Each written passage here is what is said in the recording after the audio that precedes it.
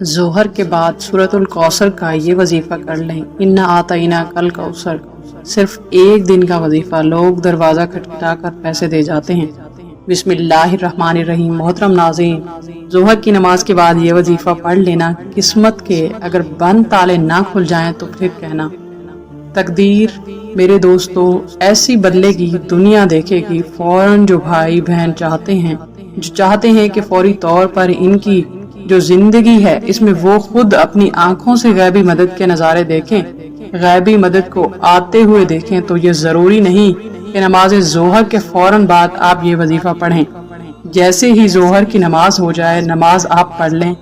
اگر آپ لوگ نماز کے فوراً بعد چاہتے ہیں تو فوراً بعد یہ وظیفہ پڑھ لیں، لیکن تو کچھ دیر بعد سکون سے چلتے پھرتے یہ وظیفہ پڑھ لیں۔ کوئی اس میں پابندی نہیں ہے کہ نماز پڑھنے کے فوراً بعد جائے نماز پر بیٹھے بیٹھے یہ وظیفہ پڑھنا ہے۔ وہ بھائی بہن جو اس ویڈیو پر آئے ہیں اپنی پریشانی کو، جن کو کئی سالوں سے پیسوں کا مسئلہ ہے، دولت کا مسئلہ ہے، وہ تمام میرے بھائی بہن بڑی توجہ سے، بڑے غور سے اس ویڈیو کو ضرور دیکھ لیجئے گا۔ انشاءاللہ تعالی اللہ پاک نے چاہا تو آپ کے رزق، دولت کے، پیسوں کے مسائل فوری طور پر حل ہو جائیں گے۔ آج آپ تمام ناظرین کو سورۃ کوثر کا وہ خاص وظیفہ بتانے لگی ہوں۔ آپ لوگوں کی قسمت ایسی چمک جائے گی کہ آپ لوگ خود مجھے دعائیں دیں گے۔ ناظرین، آپ لوگ لازمی اس ویڈیو کو دیکھتے ہوئے جو وظیفہ آپ کو بتانے لگی ہوں، اپنی زندگی میں صرف ایک دن یہ وظیفہ آپ کو پڑھنا ہے۔ پوری زندگی میں یہ وظیفہ یہ نہیں کہ آپ کو روزانہ پڑھنا ہے، چاہیں تو آپ پڑھ سکتے ہیں، لیکن یہ عمل جو ہے، یہ وظیفہ جو ہے، آپ کو ایک ہی مرتبہ پڑھنا ہے۔ انشاءاللہ تعالی ایک مرتبہ پڑھنے سے ہی آپ کی مالی مشکلات اللہ پاک کے حکم سے فوراً حل ہو جائیں گی۔ کتنی بھی پیسوں کی تنگی ہو، فقیر بندہ بھی اگر اس ویڈیو کو دیکھ رہا ہو، جس کی جیب میں 10 روپے کا نوٹ بھی نہ ہو، غیبی مدد ہوگی کہ اس کو اگر وہ رات کو یہ وظیفہ پڑھ کے سوئے، صبح مالا مال ہو جائے گا انشاءاللہ۔ صبح یہ وظیفہ پڑھ لے تو شام تک پیسوں کا بندوبست ہو جائے گا۔ اس وظیفے کو کرنے کے بعد آپ کی مالی مشکلات، جو پریشانیاں ہیں رزق اور دولت کو لے کر، اگر سالوں سے آپ بے روزگار ہیں، رزق کی تنگی کی وجہ سے آپ شدید پریشان ہیں، آپ کو اللہ پاک کی ذات پر یقین کرتے ہوئے بے حد آزمودہ اور مجرب وظیفہ آپ نے پڑھ لینا ہے۔ یہ بہت ہی آسان وظیفہ ہے، کوئی مشکل وظیفہ نہیں ہے، اور یہ پڑھنے کا جو طریقہ ہے وہ بھی بہت آسان طریقے سے آپ کو سمجھا دوں گی۔ یہ عمل یہ ہے، وہ اس وظیفے کو کر لیں، انشاءاللہ تعالی اللہ پاک ایسا معجزہ فرمائیں گے، اللہ پاک ایسا کرم فرمائیں گے، آپ کی تمام مشکلات، تمام پریشانیاں ختم ہو جائیں گی۔ ایک جگہ روایت ہے کہ نبی کریم صلی اللہ علیہ وآلہ وسلم نے فرمایا، اے عبداللہ بن قیس، کیا میں تمہیں جنت کے خزانوں میں سے ایک خزانے کے متعلق نہ بتا دوں؟ میں نے عرض کیا، یا رسول اللہ صلی اللہ علیہ وآلہ وسلم، کیوں نہیں، ضرور بتائیں۔ تو آپ صلی اللہ علیہ وآلہ وسلم نے فرمایا، بس تم کہو نہ گناہ سے بچنے کی ہمت ہے، نہ نیکی کرنے کی طاقت ہے، اور اللہ کی توفیق صحیح ہے۔ آج کا یہ خاص وظیفہ سورۃ الکوثر اور اللہ تعالیٰ کے صفاتی ناموں کا ہے، مگر اتنا طاقتور ترین اور جلیل القدر عمل ہے، ہماری جیسی ناقص زبان اس کو بیان نہیں کر سکتی۔ میرے آقا علیہ الصلوۃ والسلام کی شان بھی اس کے اندر مقام بھی ہے، اور بہت زیادہ خیر کثیر اس عمل کے اندر ہے۔ جو اس مبارک چھوٹی سی 3 آیات کی سورت کو پڑھتا ہے، اس سے دوستی کرتا ہے، وہ مالا مال ہو جاتا ہے۔ اللہ تعالیٰ اس کو لاکھوں کروڑوں پتی بنا دیتے ہیں۔ یہ اتنا طاقتور ترین عمل ہے، ہم یہ تو نہیں کہہ سکتے کہ ہر انسان پڑھے گا اور ایک رات میں کروڑوں مل جائیں گے، یہ تو جھوٹ ہے، لیکن یہ لاکھوں کروڑوں پتی بنا دینے والا عمل ہے۔ جس انسان کو بھی ہم نے یہ اپنی زندگی میں بتایا، اللہ تعالیٰ نے اس کو مال و دولت بے حساب عطا فرمایا اور حلال عطا فرمایا۔ اور سب سے بڑی بات یہ ہے کہ اس عمل کے کرنے والے کی اولاد خیر والی، فرما بردار ہو جاتی ہے۔ میرے بھائیوں، میری بہنوں، اتنا مجرب وظیفہ ہے کہ انشاءاللہ تعالی دعائیں دیں گے۔ اپنی زندگی میں اس وظیفے کو جب بھی آپ لوگ پڑھنے لگو تو آپ تمام ناظرین اس کے بارے میں کسی کو ذکر مت کرنا، خاموشی سے چپ چاپ یہ وظیفہ پڑھ کے دیکھ لینا۔ سورۃ کوثر کا وظیفہ ہے۔ میری بھائیوں، میری بہنوں، اکثر آپ تمام احباب اپنی پریشانیوں کا شکوہ کرتے ہیں، اپنی مشکلات کی شکایت کرتے ہو کہ ہمارا یہ مسئلہ ہے، ہمارا وہ مسئلہ ہے، ہماری یہ بندش ہے۔ ناظرین، اس وظیفے کو پڑھنے سے پہلے جتنی آپ کی حاجتیں ہوں، جتنی آپ کی مرادیں ہوں، ان مرادوں کی حاجتوں کی نیت کر لینا کہ میری یہ حاجت مراد پوری ہو جائے۔ پھر یہ چھوٹا سا وظیفہ پڑھ کے دیکھ لینا۔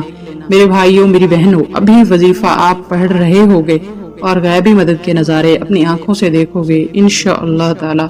یہاں وظیفہ ختم ہوگا، وہاں انشاءاللہ تعالی کام ہو جائے گا۔ لیکن میری پیارے ناظرین، جس ترتیب سے میں بتاؤں گی، اگر آپ نے یہ عمل کر لیا، جھولیاں اٹھا کر دعائیں دیں گے، ساری زندگی دعائیں دیں گے انشاءاللہ تعالی۔ پوری زندگی اگر مانگنے میں، لوگوں کے آگے ہاتھ پھیلانے میں گزر گئی تو یہ ویڈیو مکمل دیکھ لینا۔ آپ لوگوں کی قسمت کے اگر بند دروازے ظہر کی نماز کے بعد یہ وظیفہ پڑھنے کے فوراً بعد نہ کھل جائیں تو مجھے پھر کہنا۔ بڑی سے بڑی رکاوٹ ہوگی، رزق میں بڑی سے بڑی بندش ہوگی، نظر بد ہوگی، وہ بھی انشاءاللہ تعالی ختم ہو جائے گی۔ اللہ پاک نے چاہا تو اتنا مجرب اور خاص وظیفہ ہے، یہ سمجھ لیں کہ اپنے سینے کا راز آپ ناظرین کو بتلانے لگی ہوں۔ نماز ظہر میرے بھائی یا میری بہنیں، بھائی مسجد میں ادا کر لیں اور بہنیں جو ہیں وہ سکون سے بیٹھ کر گھر میں ادا کر لیں۔ اگر میرے بھائی کسی وجہ سے گھر میں نماز پڑھتے ہیں تو پھر وہ ان کا ایک الگ مسئلہ ہے، لیکن کوشش کریں کہ نماز جو ہے وہ مسجد میں ہی آپ لوگ لازمی پڑھا کریں ہر وقت کی۔ مثال کے طور پر کوئی آپ کا ایسا مسئلہ ہوتا ہے کہ آپ نہیں جا سکتے، تو پھر اگر آپ نے گھر میں بھی پڑھی ہے تو گھر میں پڑھنے کے بعد جو چاہے وہ تو جائے نماز پر بیٹھے بیٹھے یہ وظیفہ پڑھ لیں، چاہے تو 10-15 منٹ، آدھے گھنٹے بعد سکون سے بیٹھ کر یہ وظیفہ عصر سے پہلے کر لیں۔ میری بہنیں، آپ بھی اسی طریقے سے عمل کریں۔ گھر میں جب یہ پڑھتی ہیں وظیفہ تو چاہے تو جائے نماز پر بیٹھے بیٹھے پڑھ لیں، چاہے تو کچھ دیر بعد پڑھ لیں، لیکن عصر سے پہلے آپ لوگ یہ وظیفہ لازمی پڑھ لیجیے گا۔ حاجتوں کی نیت لازمی کیجیے گا، چاہے ایک حاجت ہو چاہے 10 حاجتیں ہوں۔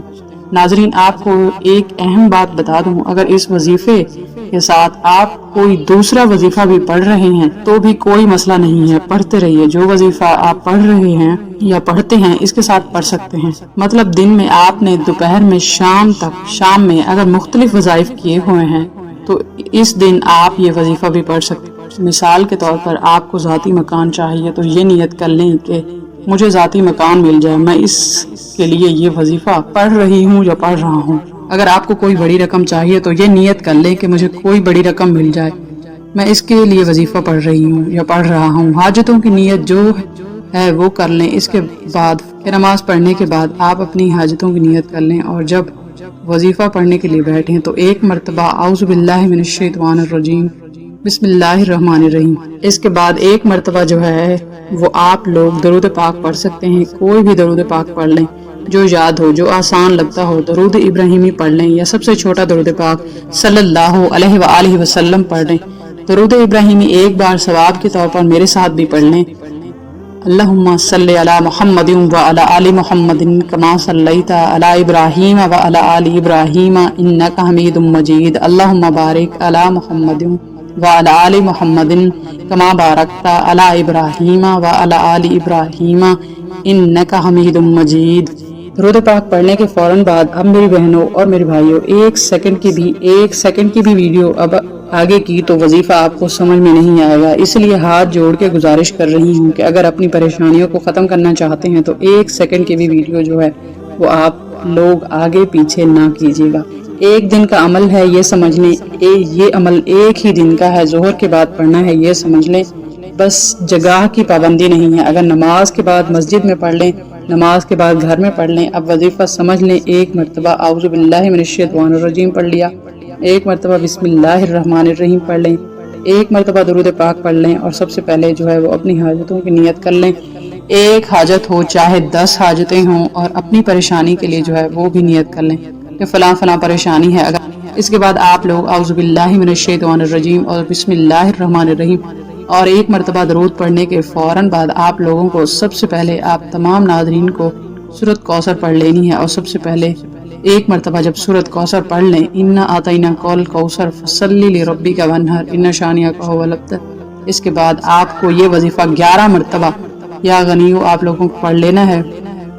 اب آپ کو دوسری مرتبہ بہت آسان سا وظیفہ ہے ناظرین، بہت ہی آسان سا وظیفہ ہے۔ دوسری مرتبہ آپ لوگوں کو سورۃ کوثر پڑھ لینی ہے مکمل دیکھ کر اچھی طرح اچھے طریقے سے، اور اس کے فوراً بعد جو دوسرا وظیفہ ہے آپ لوگوں کو جو پڑھنا ہے وہ ہے یا وہابو یا وہابو یا وہابو 11 مرتبہ آپ کو پڑھ لینا ہے، اور اس کے بعد تیسری اور آخری مرتبہ آپ کو سورۃ کوثر پڑھ لینی ہے۔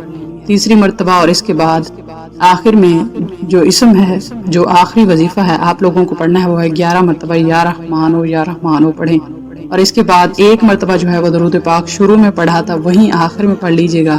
ناظرین، وظیفے کا طریقہ کار ایک بار پھر سن لیں تاکہ کوئی غلطی نہ ہو۔ سب سے پہلے اعوذ باللہ من الشیطان الرجیم بسم اللہ الرحمن الرحیم، پھر ایک مرتبہ درود پاک، پھر اس کے فوراً بعد ایک مرتبہ سورۃ کوثر، 11 مرتبہ یا غنیو، پھر اس کے بعد ایک مرتبہ سورۃ کوثر، پھر 11 مرتبہ یا وہابو، پھر ایک مرتبہ سورۃ کوثر، پھر 11 مرتبہ یا رحمانو، پھر آخر میں اس کے بعد درود پاک پڑھ لیجئے۔ اس کے علاوہ سورۃ کوثر کے بہت فوائد ہیں۔ میاں بیوی کی محبت بڑھانے کے لیے سورۃ کوثر لا علاج بیماری کا آخری علاج ہے۔ شیاطین جنات کے لیے عجیب و غریب چیز ہے۔ دشمنوں کی زبان بند ہوگی، رزق میں برکت ہوگی، پیسوں کی کبھی کمی نہیں ہوگی۔ ناظرین وظیفہ مکمل ہونے کے بعد اللہ کی بارگاہ میں رو رو کر گڑ گڑا کر دعا کرنی ہے۔ اے گنہگاروں کو بخشنے والے اور عیبوں پر پردہ ڈالنے والے عظیم رب، سب مسلمانوں پر اپنا رحم و کرم فرما، تنگ دستوں کے رزق میں وسعت عطا فرما اور بیماروں کو شفا عطا فرما، آمین۔ ہمیشہ صبر و شکر کرنے والا بنا اور ہماری دنیا اور آخرت کو سنوار دے، آمین۔